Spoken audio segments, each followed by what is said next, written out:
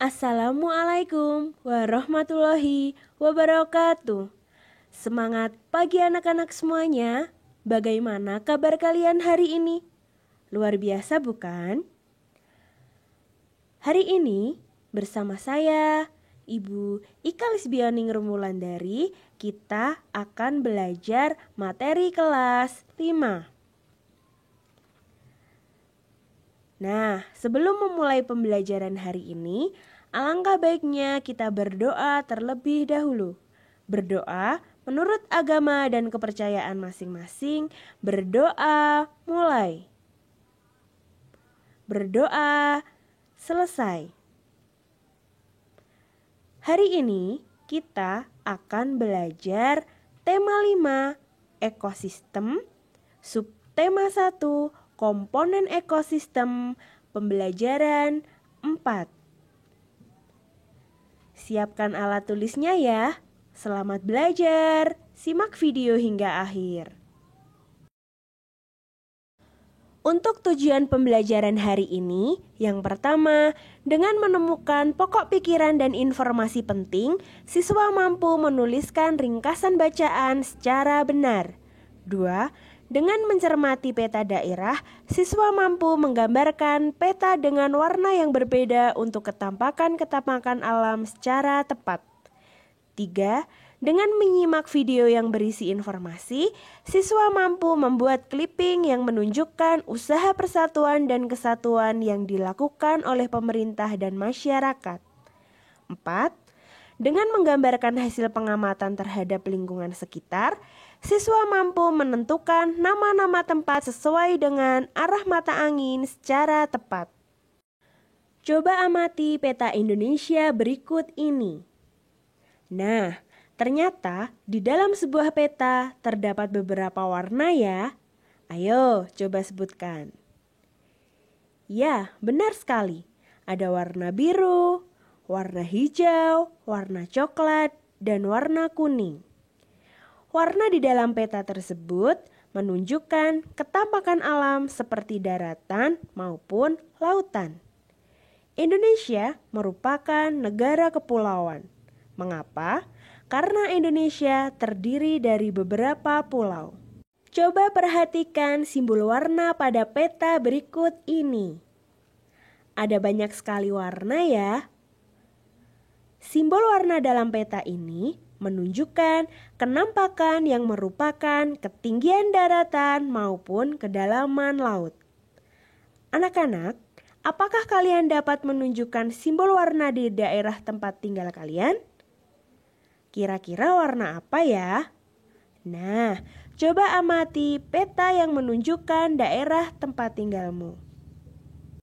Selain disebut sebagai negara kepulauan, karena Indonesia terdiri dari beberapa pulau, Indonesia juga disebut sebagai negara maritim dan negara agraris. Apa itu negara maritim dan agraris? Yuk kita pelajari bersama. Indonesia sebagai negara maritim. Negara maritim adalah negara dengan teritorial lautannya lebih besar daripada daratannya. Hal itu dikarenakan Indonesia merupakan negara kepulauan. Sebagai negara kepulauan, Indonesia memiliki wilayah dengan luas 2/3 lautan dan 1/3 daratan, sehingga Indonesia memiliki potensi dalam sektor kelautan yang di dalamnya terdapat aktivitas pelayaran. Kondisi inilah yang menjadikan masyarakat Indonesia lebih banyak berprofesi sebagai nelayan pada daerah pesisir. Sebagai negara maritim, Indonesia memiliki banyak sumber daya kelautan untuk memenuhi kebutuhan hidup masyarakat Indonesia. Diperlukan kearifan lokal untuk dapat mengelola sumber daya kelautan dengan baik. Dibutuhkan kebijaksanaan dan kecerdasan untuk mengelola sumber daya alam tersebut. Sumber daya maritim tidak terkelola dengan baik akan membuat Indonesia sebagai negara maritim akan mengalami kerugian. Indonesia sebagai negara agraris.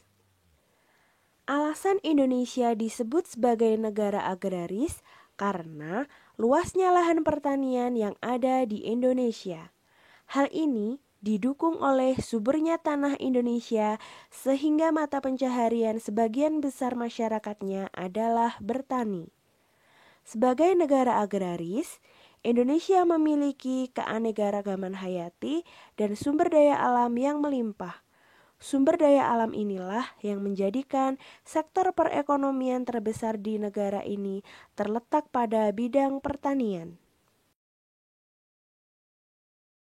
Ketampakan alam wilayah Indonesia. Ketampakan alam adalah segala sesuatu yang tampak di permukaan bumi atau alam. Permukaan bumi terdiri atas daratan dan perairan. Di bagian dataran rendah terdapat berbagai bentang alam, misalnya dataran rendah, dataran tinggi, pegunungan, gunung, dan pantai. Dengan mengetahui ketampakan alam suatu wilayah, kita dapat melihat potensi sumber daya alam yang tersedia, serta mata pencaharian penduduk yang tinggal di wilayah tersebut. Berikut ketampakan alam yang terlihat di wilayah Indonesia. Gunung. Gunung adalah tonjolan permukaan bumi. Ketinggiannya lebih dari 500 meter di atas permukaan laut. Gunung terbagi menjadi dua, yaitu gunung berapi dan gunung tidak berapi. Jika kita perhatikan dalam atlas atau peta, gunung berapi diberi simbol atau tanda segitiga merah. Sedangkan gunung tidak berapi adalah segitiga hitam. Dataran rendah. Dataran rendah akan kamu temui setelah meninggalkan pantai. Dataran rendah merupakan ketampakan alam daratan yang ketinggiannya kurang dari 200 meter. Pada umumnya, dataran rendah dimanfaatkan sebagai tempat beraktivitas. Selain itu, digunakan sebagai permukiman penduduk. Banyak kota besar di Indonesia didirikan di wilayah dataran rendah, misalnya Medan, Jakarta, Surabaya, Pontianak, Makassar, dan Jayapura. Dataran tinggi.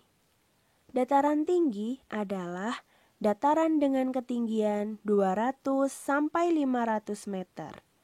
Dataran tinggi dapat dimanfaatkan untuk perkebunan dan tempat peristirahatan. Dataran tinggi ditunjukkan dengan warna hijau muda. Dataran tinggi banyak dimanfaatkan untuk perkebunan dan tempat peristirahatan. Dataran tinggi yang terkenal di Indonesia diantaranya Dataran Tinggi Dieng di Jawa Tengah, Dataran Tinggi Puncak Bogor, Dataran Tinggi Malang, Jawa Timur, Dataran Tinggi Alas, Aceh. Sungai. Sungai adalah sebuah aliran air tawar yang mengalir dari sumbernya menuju ke danau ataupun laut. Sungai membantu aktivitas kehidupan penduduk sehari-hari. Simbol sungai pada peta atau atlas berbeda dengan gunung. Untuk menunjukkan sungai, digambarkan garis yang meliuk-liuk makin ke ujung makin kecil dan tipis.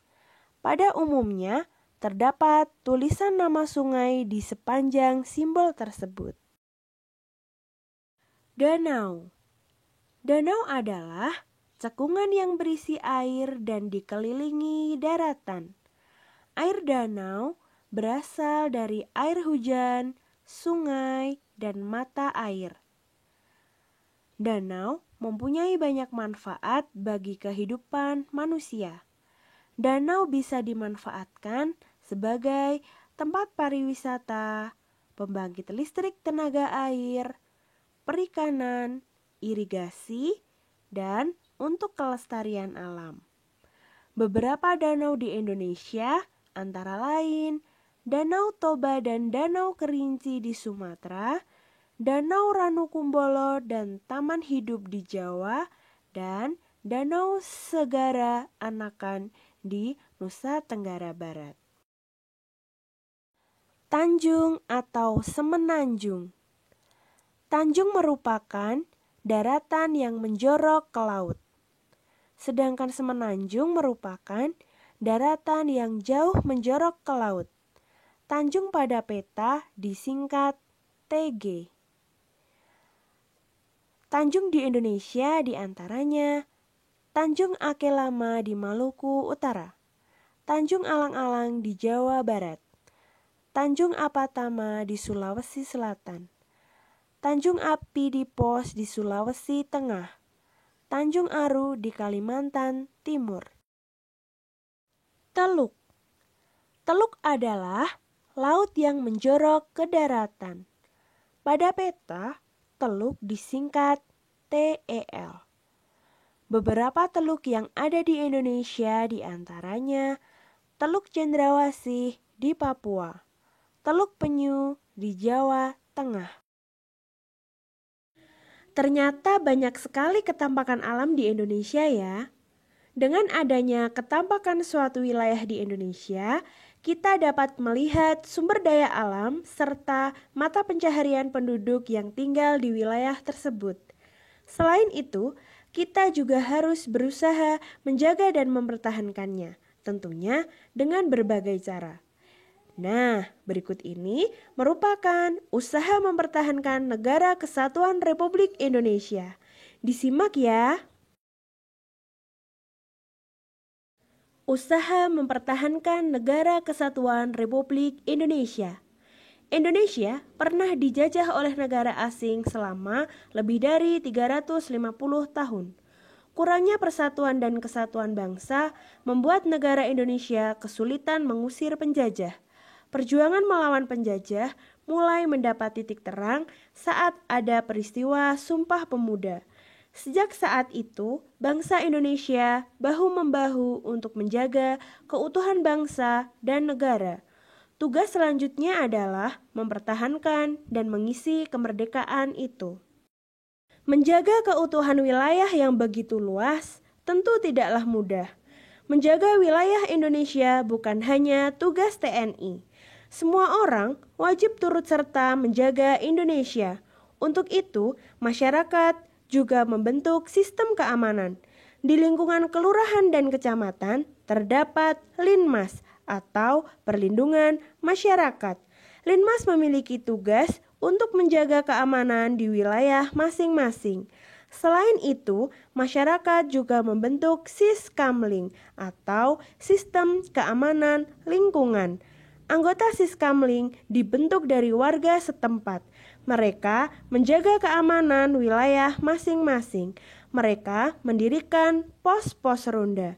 Mereka melakukan ronda sambil mengelilingi kampung setiap malam. Tugas. Untuk tugas hari ini yaitu sebagai berikut. 1. Tentukan pokok pikiran dan informasi penting dalam teks usaha mempertahankan Negara Republik Indonesia. Buatlah ringkasan berdasarkan pokok pikiran yang kamu tentukan. 2. Carilah peta wilayah kabupaten atau kota tempat tinggalmu. Gambar kembali peta wilayah tersebut. Beri warna sesuai ketampakan alam yang ada. 3. Carilah artikel atau berita di media cetak tentang usaha menjaga persatuan dan kesatuan bangsa yang dilakukan oleh masyarakat dan pemerintah. Guntinglah artikel atau berita tersebut, kemudian susunlah dalam bentuk clipping. Anak-anak, pada pembelajaran hari ini kita telah belajar tentang yang pertama, Indonesia sebagai negara maritim dan negara agraris. 2. Ketampakan alam di Indonesia. Yang ketiga, usaha mempertahankan Negara Kesatuan Republik Indonesia. Sekian untuk pembelajaran hari ini. Mudah-mudahan kalian dapat memahami materi yang Bu Ika sampaikan. Jangan lupa tulis kesan pesan kalian di kolom komentar di bawah ini ya. Sampai bertemu di pembelajaran selanjutnya. Terima kasih. Wassalamualaikum warahmatullahi wabarakatuh.